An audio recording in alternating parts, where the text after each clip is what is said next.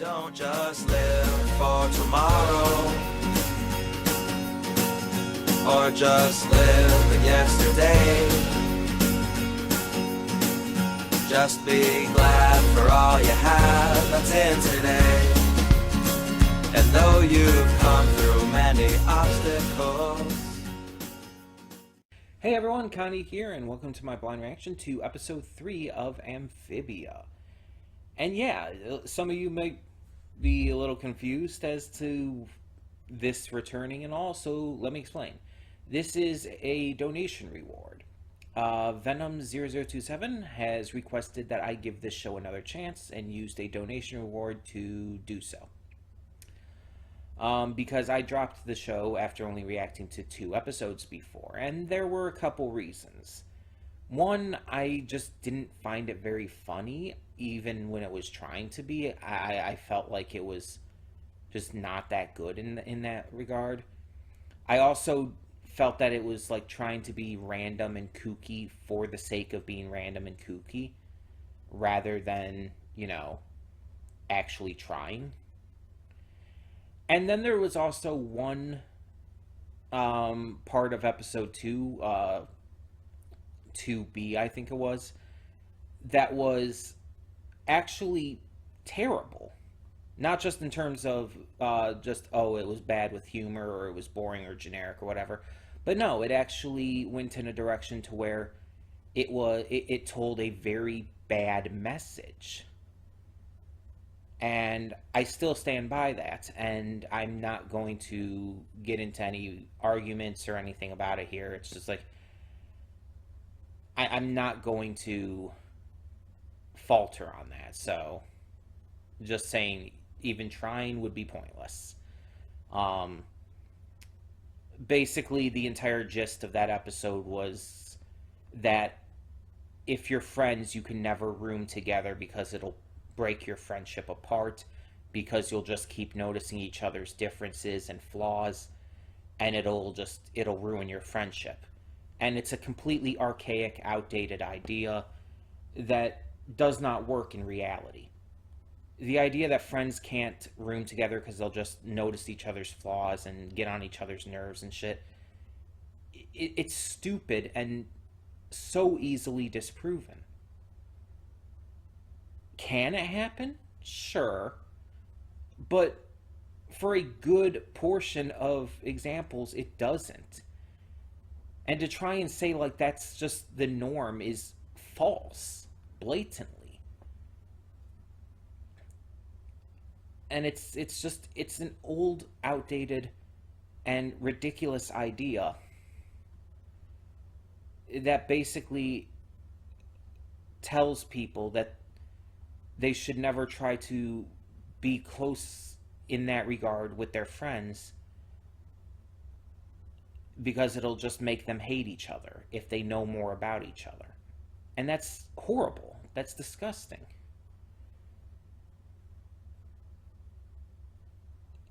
It's just a really bad message.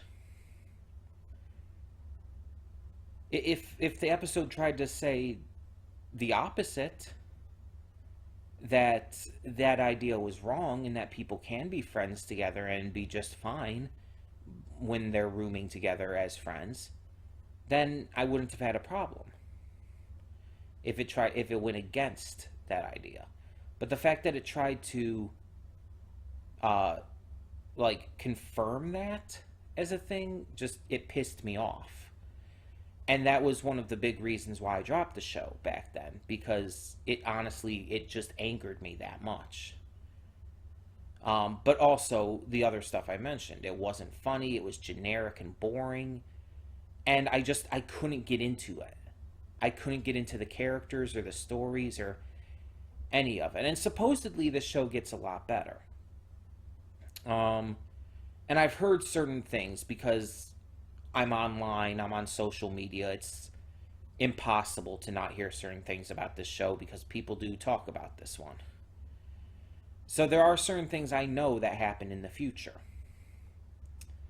There are certain things that are big plot things that I know, even. It's not just like little things. They're big, major plot points just because I've seen other people talking about it, and I didn't necessarily think I would come back to this. But here we are, gonna give it another chance.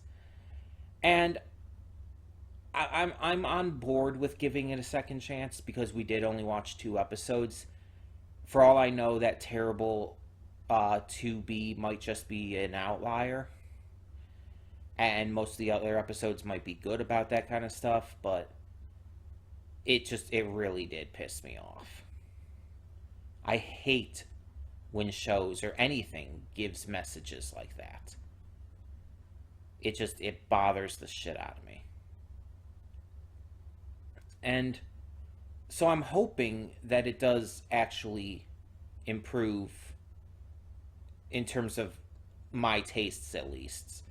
And I've always said that I like to be proven wrong when I say I don't like a show. For whatever reason, I said it. With Owl House, I was proven wrong with dropping it because of some little issues I had. And there's been multiple other shows I've been wrong about too. Dragon Maid, I was really wrong about. I judged a lot of that based on first impressions, and then when I actually watched the show, I loved it, and I still love it. And there's, again, so many more examples. Too many to get to here. Luckily, too many to get to here. But I'm hoping Amphibia is one of them. I'm hoping that this show does get better for me, because other people saying it gets better means nothing, if I'm being completely honest. Because everyone's tastes are different, so if it gets better for them, that doesn't necessarily mean it's going to get better for me. Because remember, I'm also a person whose opinions on various media don't necessarily mesh with even the popular opinion on a lot of cases. There's a lot of shows that are universally well beloved that I hate, and vice versa. So, yeah. I will judge it purely on its merits in terms of my taste. And if I end up dropping it again, we're pretty much done with it. Because if I drop it a second time, it's not coming back. I think that's a pretty standard thing there. If I drop it a second time, I'm not bringing it back. It's not going to be a donation reward. So, yeah. But hopefully I am proven wrong. Hopefully it does end up getting much better. But it's just like there's a lot more than like with Owl House or other stuff that I don't like about this. But again, we'll see. I will give it a fair chance. Which means that we're going to at least give it a few episodes here. Unless it does something that really offends me and bothers me on a really fundamental level. If it does anything like that, that is the only way I'll drop it sooner. Otherwise, I'm going to give it a few episodes to try and see if it can prove me wrong and see if it can prove itself as being a show that I want to watch. But if it does anything that goes really way too far for me, like I do have my limits, and there are certain things that will make me drop it pretty much instantly. But hopefully it shouldn't go to that point. Hopefully. Now I know season 3 is currently going or whatever. So I'm going to try to avoid as many spoilers as I can going forward. But I can't promise I'll avoid everything. I'm just going to do my best. But yeah, there again, as I said, there's already big plot points and stuff I know about, so I'm going to do my best to avoid anything more for the time being. And again, hopefully this proves me wrong. I want it to. I want to make that very clear. I want this to prove me wrong, and I want to like this series. But we'll have to see how it goes. So, hopefully I enjoy at least half of this episode, one of the 2 minisodes in it. And we'll talk more about this in the afterthoughts. But for the time being, we're going to get into episode 3 of Amphibia. So, when the screen fades to black, pause this redirect and go to the description below. Follow the link to the reaction, and after you watch it, come back here to the redirect and resume play. Because after it fades to black and then fades back in, everything from that point forward will be my afterthoughts and will contain spoilers to the episode. So, that being said, thank you so much for tuning in, and I will see you at the reaction. And we are back, and we'll begin with spoilers in 3, 2, 1, now. So, right off the bat, this episode, these 2 mini-sodes, whatever you want to call it, drastically better than anything from the first 2 episodes. The messages and themes and everything were handled better and weren't toxic. So that's always a good thing. And there was better humor and more just fun moments. So let's talk about them one by one. So the first half of this is Hopluck, I think it's called, because I think they're all just like puns based on hop and stuff like that. And so apparently their village, town, whatever, has this potluck they gather for every year. And apparently they hold a contest of who brings the best food and whatnot. Whoever brings the best food gets, prizes, medals, money, stuff like that. Adoration in general. And whoever brings the worst food gets put in a shame cage above the town to have shit thrown at them. And it's like, okay, that seems a little extreme, but alright. So, in order to help the Planter family win, Anne decides to introduce them to pizza. And to have them make a pizza rather than one of Hop Pop's old recipes. And so they go on these journeys to get the ingredients, all of which involve some pretty dangerous, just different tasks and stuff they have to accomplish. And in the end, they end up losing all of the ingredients that they have gathered when trying to get the tomatoes from these piranha plant motherfuckers. And the core message of this half of the episode of 3A is that there is value in looking at the good of both the old ways and the new ways. That you can take the best parts, the best aspects of both tradition and progress and combine them in order to, further progress in a way and form reliable connections because of it. And it's a good message. The idea of combining certain elements of the past and the present, of the traditional and the progressive. There's nothing wrong with that idea.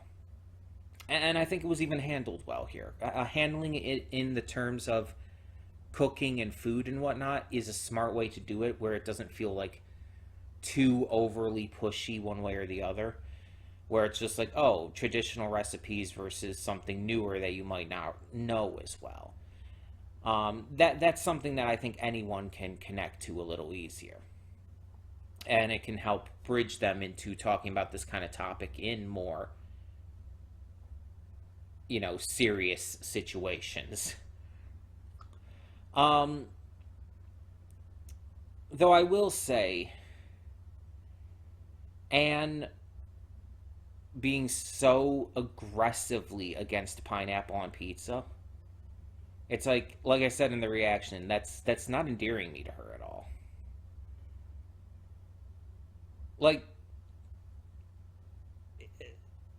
I was kind of making a joke, but she was aggressive about it. That you can't deny that. That was a little much.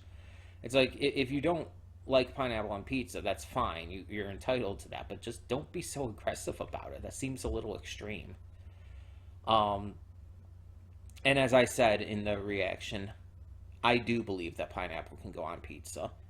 And especially in terms of a Hawaiian pizza with ham, it's like it balances out extremely well. But that's neither here nor there to the actual main content of the episode. So I'm not going to spend too long defending that and shit. But yeah. So then we get to episode 3B, and my issue with the episode is not with the content, because the content I actually liked. My issue is with its placement. I feel like episode 3B should have happened before 3A. Because I feel like in terms of like the content that's happening, it doesn't really make sense to have it at this point. Because the entire idea is that Anne and Hop Pop are having trouble getting along. They're arguing over the differences between their situations and just basically who has it worse and shit like that. Because Anne is constantly talking about like, oh, back where I'm from, and Hop Pop is always talking about like back in my day, and it's like they're just competing over each other with it rather than, connecting. And considering in 3A they seemed to mostly be on the same side, even if there were some underlying issues there still. I feel like 3A would make more sense to come after 3B. You know what I mean? But the episode itself centers around Sprig trying to force them into a situation that will allow them to bond. Obviously, you could tell why that's a bad idea. But Sprig forces them to work together to try and catch a corn thief, which is really just Sprig, in the first place. And it kind of works at a couple points, but also kind of doesn't at a couple other points. It's just kind of here and there. It's a touchy thing because it's a touchy way to handle something like that. So, yeah, you kind of see the ups and downs, but definitely the best part of the episode, of 3B specifically, is when Anne and Hop Pop get fucking zonked out on each other's energy drinks. They get so fucking high, so fucking out of their mind that they're seeing all this weird shit, and the animators went all out. Like, they made it look really good. The drug trip was fantastic in terms of visuals. From Anne's rainbow hair to Tea Kettle Hop Pop to the corn scarecrow, like that was a great design. I think they really they sold it with this episode. They did really well. And 3A had a really good part too. The entire thing with promising Sprig to this dough maker's girl was fucking hilarious. Like, legitimately, that was really funny. And it's like, I want to see more of this girl because she's adorable and spooky, and I love it. I enjoy adorably spooky characters. That's an aesthetic that I really... Aesthetic's probably the wrong word. Aesthetic's definitely the wrong word. But aesthetic can still work. You know what I mean. It's a character trope that I really enjoy. Just because I think it's hilarious. And I think that they really sold it in this too. The VA who is doing her voice did a great job. The visuals were great for that. And yeah, just generally, this episode, both parts of it were funnier than this has ever been previously in the first two episodes. The episodes 3A and 3B were genuinely funny at points. and had some really great moments. And although I joke about the pineapple thing not endearing me to Anne, this episode actually did endear me to the characters a little more, because that was another issue that I did have when I initially dropped this. I didn't connect with the characters. But this episode has definitely helped a bit with that, especially with Hop Pop. Because he's easily the kind of character who you could just make an unlikable old man stereotype out of. But they do show him as more than that, and they do show that he is willing to give new things a chance if he doesn't understand them. He's just a little set in his ways because it's what he knows. It's tradition. But he's willing to give other things a chance, even if it's reluctantly. And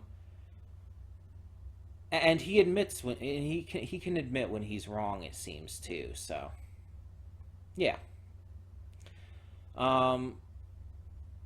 There was some good stuff in this episode for sure.